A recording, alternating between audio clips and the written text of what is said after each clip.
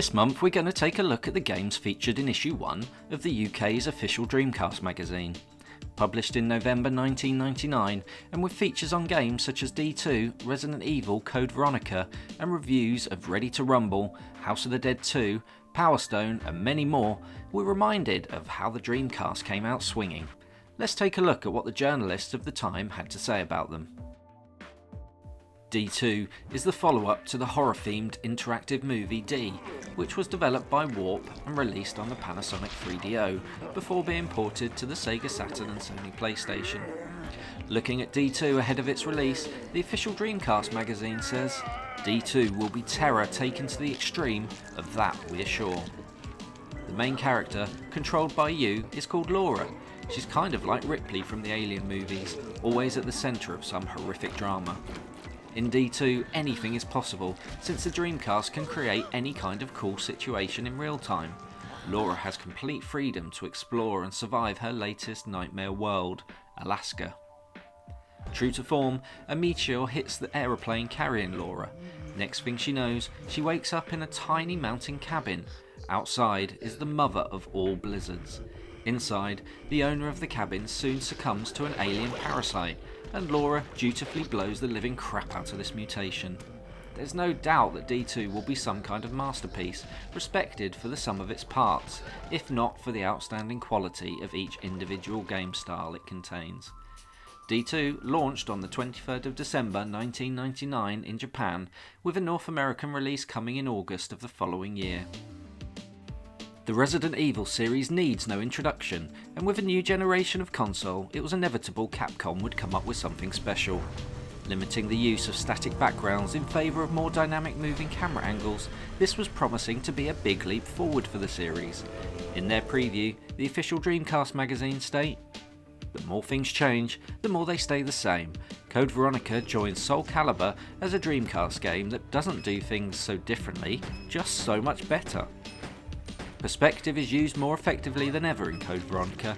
It's one of the advantages of a high resolution display that you can show characters from a distance and still see them clearly. In fact, all the ghouls, large or small, are more disgusting and play on phobias more since they are so sharply defined and animated so well.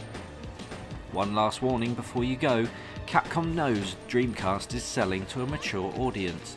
Don't expect anything nasty to be held back. The big review of this issue, spanning 3 double-page spreads, is Ready to Rumble, a fun party boxing game with a cast of characters that are larger than life. Game reviewer Stuart Dredge outlines his thoughts on one of the surprise hits of the Dreamcast era. From the moment you first pick up your joypad and start playing this game, you're ducking, diving and punching like a true pro. There are 19 boxers in the game, each with their own abilities and special moves. Most wouldn't look out of place in the real world. The boxing itself is mostly as you'd expect, with the fighters dancing around the ring, throwing hooks, uppercuts and body blows. An added spin is given by the Rumble meter system. Whenever you connect with a decent punch, you're awarded up to 3 letters from the word Rumble. Come up with all the letters in the word and your fighter powers up into Rumble mode, where he can give your opponent a hammering. Of all the Dreamcast launch titles, Ready to Rumble is the most pure, 100% unadulterated fun to play. The official Dreamcast magazine declared the game to be fantastic and an ideal party game, going on to say that it's easy to get into, that each fighter plays differently and has brilliant multiplayer fun, with it receiving a final score of 9 out of 10.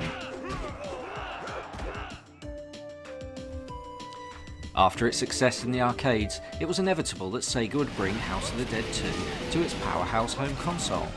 Armed with the official Dreamcast light gun, game reviewer Dan Trent shares with us his thoughts. This non-stop gore fest will turn you into a light gun wielding maniac in no time at all. It's simple, it's fun, and there's no need to justify your enjoyment of blowing things away with big guns, cause hey, they're already dead. The bundled price of the game and a single light gun is certainly reasonable and makes the pill easier to swallow, but you're still looking at a fair outlay for a single game. Summing up the game as being gory and hugely enjoyable, buy it if you can afford the guns. The final score was 9 out of 10. Remember when Back to the Future 2 made us all want to jump on a hoverboard and pull off some amazing tricks? Trickstyle finally gives us that opportunity, in a virtual sense at least. Dan Trent jumps on a board to give us his insights. Trickstyle has as much to do with stunts and showing off as it does with simply being the first over the finish line. Although the setting is futuristic and the actual hoverboards are a work of fiction, much effort has gone into making the physics of the game as realistic as possible. Trickstyle is definitely a game that rewards practice and skill. Visually eye-popping and deeply involving, Trickstyle deserves to be checked out by any Dreamcast owner. Official Dreamcast Magazine awarded Trickstyle a 7 out of 10. Capcom's Powerstone seemed to come out of nowhere when it first appeared on the Dreamcast, bringing with it a unique take on one-on-one combat. Stuart Dredge takes a look. What makes Powerstone much more than just another bog-standard beat-em-up is the freedom given to the characters.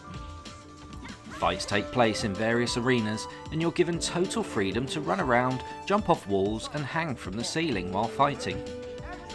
Rather than focus on using hundreds of complex moves, Powerstone makes you think more strategically.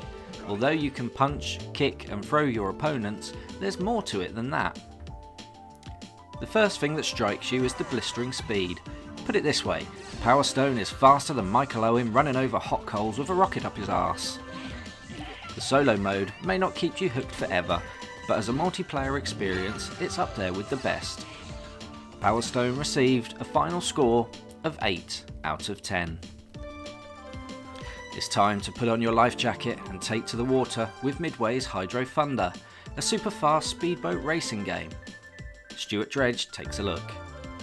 The idea is simple but effective. Pick a boat, then a track and race round it, competing against 15 rivals. Hydro Thunder features some beautiful locations all around the world. Speed-wise, Hydro Thunder is a strange game. Sometimes it's blisteringly fast, but at other times it seems a bit slow, which is off-putting.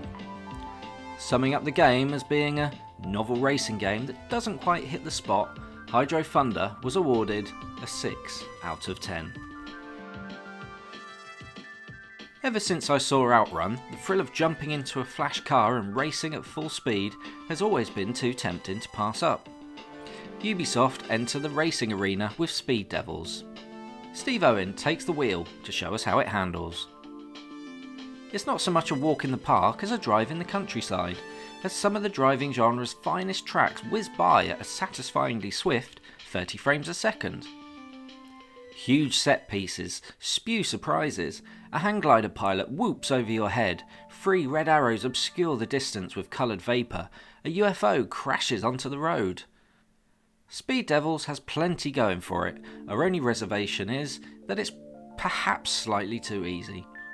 7 out of 10. So that's it for issue 1 of the official Dreamcast Magazine Retrospective. The Dreamcast certainly came out of the gates with a great set of launch titles. Thanks for watching, and don't forget to check back for future videos where we will continue to explore further issues of the UK's official Dreamcast magazine.